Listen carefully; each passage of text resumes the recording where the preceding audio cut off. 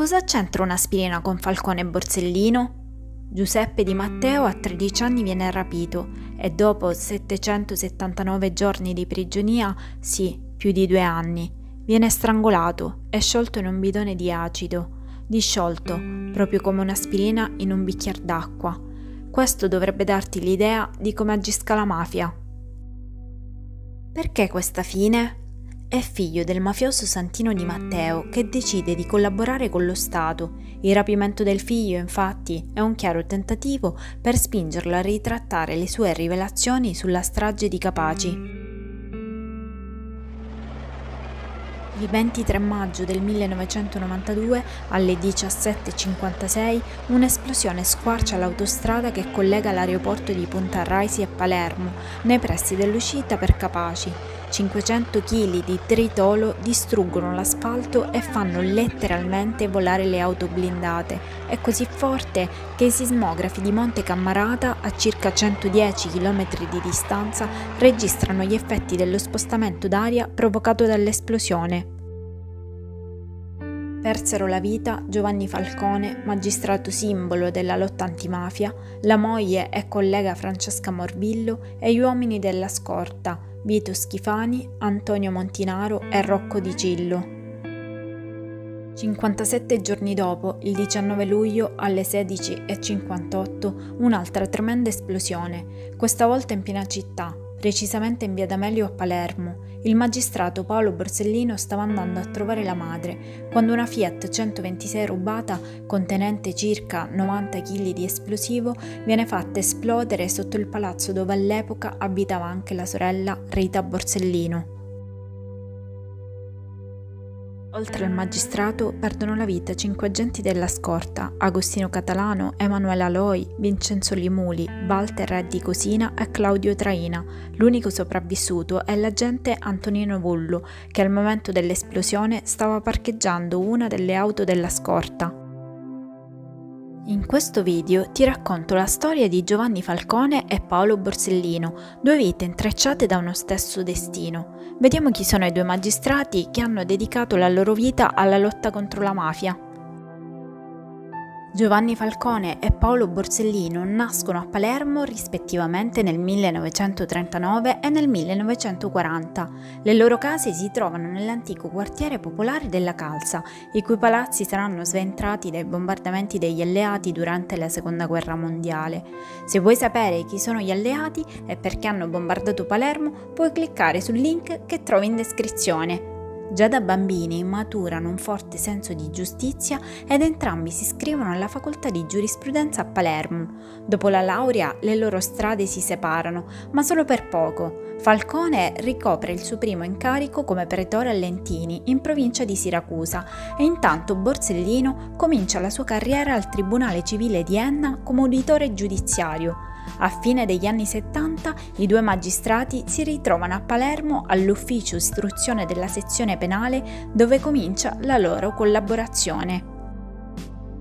Durante la collaborazione all'ufficio dell'istruzione, Falcone e Borsellino si accorgono che spesso gli indagati sotto inchiesta vengono uccisi o spariscono misteriosamente. Il motivo? È in atto una guerra di mafia che nei primi anni del 1980 causa nel capoluogo siciliano un morto ogni 3 giorni. Cos'è la mafia?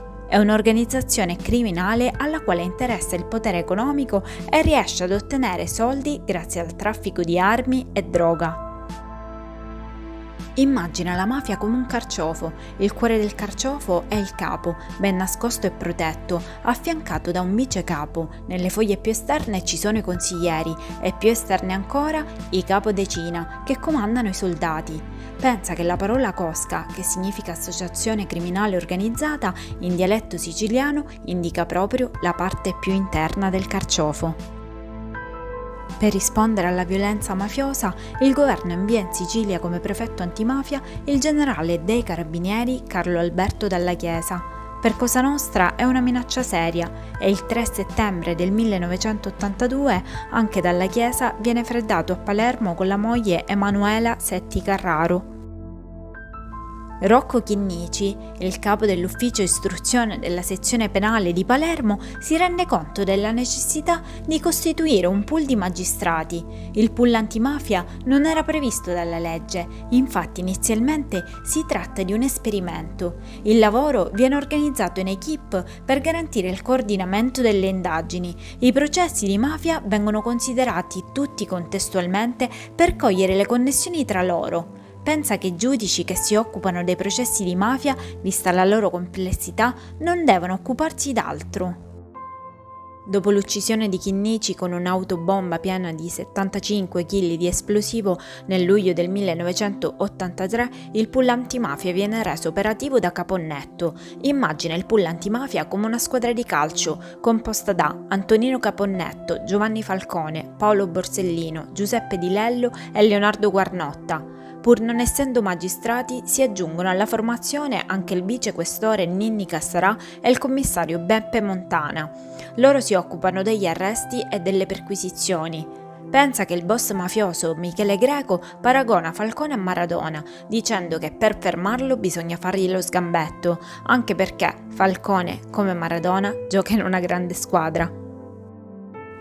Falcone e Borsellino sono consapevoli del ruolo chiave che possono svolgere i pentiti per le indagini del pool antimafia. Alcuni mafiosi iniziano a collaborare con lo Stato, sono chiamati i collaboratori di giustizia, detti anche pentiti. Questi rendono dichiarazioni di fondamentale importanza sull'organizzazione della mafia, sul suo modo di operare, sui delitti commessi o che intende compiere. I collaboratori di giustizia vengono inseriti in un apposito programma di protezione insieme alle loro famiglie, programma che viene introdotto con legge in Italia nel 1991. Fino a quel momento si sapeva molto poco sull'organizzazione di Cosa Nostra. Tommaso Buscetta con le sue dichiarazioni fornisce un apporto determinante per le indagini. Il pentito però detta una condizione: parlerà soltanto con Falcone. Il giudice decide di verbalizzare tutte le dichiarazioni di Buscetta di proprio pugno, a penna. Intanto nel 1985 Totorina, il capo dei capi di Cosa Nostra, ordina l'uccisione di Beppe Montana e Ninni Cassarà. Pensa che dopo la loro morte la metà dei poliziotti di Palermo chiede di abbandonare la Sicilia. Temendo ulteriori attentati, Falcone e Borsellino vengono trasferiti con le rispettive famiglie all'Asinara, un'isola della Sardegna, per concludere l'istruttoria del maxi processo. Nel febbraio del 1986 lo Stato italiano ottiene la prima vittoria nei confronti della mafia con il maxi processo di Palermo. Il processo è stato possibile proprio grazie al lavoro di tutta la squadra di Falcone e Borsellino. Per la prima volta 475 membri di Cosa Nostra si trovano al banco degli imputati. Vista l'importanza del processo, viene realizzata in 7 mesi un'aula bunker accanto al carcere del Lucciardone di Palermo per consentire il trasferimento in sicurezza dei detenuti. Costerà 36 miliardi di lire. Il maxi processo deve il proprio soprannome alle sue enormi proporzioni: 600 i giornalisti, 200 gli avvocati difensori, 475 gli imputati iniziali, 346 condannati, 114 gli assolti, 19 gli ergastoli inflitti e 2265 gli anni di carcere comminati. Al termine del maxi processo, Caponnetto conclude la sua esperienza palermitana convinto che al suo posto sarebbe stato nominato Giovanni Falcone, ma il Consiglio Superiore della Magistratura nomina Antonino Meli.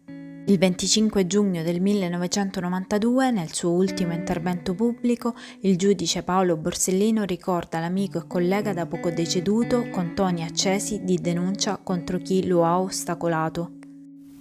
Nel gennaio del 1988, quando Falcone, solo per continuare il suo lavoro, propose la sua aspirazione a succedere ad Antonino Caponnetto, il Consiglio Superiore della Magistratura, con motivazioni risibili, gli preferì il consigliere Antonino Meli. Qualche Giuda si impegnò subito a prenderlo in giro. Denunciai quello che stava accadendo a Palermo. Questa iniziativa, che all'inizio sembrava soltanto nei miei confronti del Consiglio Superiore, si scoprì qual era il suo vero obiettivo. Doveva essere eliminato al più presto Giovanni Falcone. Se deve essere eliminato, l'opinione pubblica lo deve sapere e lo deve conoscere. Il pool antimafia deve morire davanti a tutti, non deve morire in silenzio. Se potessimo fare delle domande a Falcone, sono sicura che anche a distanza di 30 anni dalla sua morte non esiterebbe a dare queste risposte. Lei ha sacrificato gran parte della sua vita per combattere la mafia ed è stato costretto a vivere sempre sotto scorta. Perché questo impegno estremo? Io ritengo che certe cose richiedono un determinato tipo di impegno, certe altre un impegno maggiore, certe altre un impegno massimo. È stato richiesto di fare una determinata attività, non posso che attrezzarmi in quella determinata maniera, altrimenti è inutile, altrimenti è meglio che si cambia mestiere. Le cosche mafiose la considerano il simbolo dello stato da combattere. Per che tipo di società sta lottando? C'è una società in cui fenomeni di questo genere non dovrebbero esserci. Una volta ha detto: il vigliacco muore più volte al giorno, il coraggioso una volta sola, ma lei non ha paura. Ma l'importante non è stabilire se uno ha paura o meno, è saper convivere con la propria paura, non farsi condizionare dalla stessa. Ecco, il coraggio è questo, altrimenti non è più coraggio, è incoscienza.